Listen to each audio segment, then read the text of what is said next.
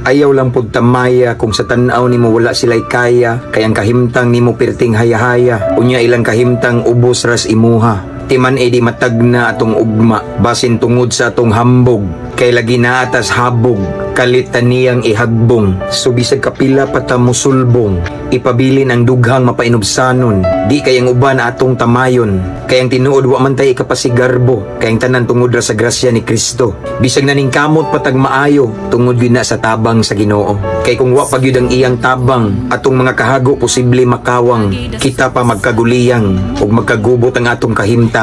So taliwala sa atong kalampusan, bugtong ipataas natong kahitasan, di nato ang kuno ng kadungganan, kay the more nato siya balikan, sa tanang pagpasalamat ug kahimayaan, the more sa taniya panalanginan. Pahinumdum lang ni uban sa gugma, mabungahong kapunon mga higala, ampo amping abantita.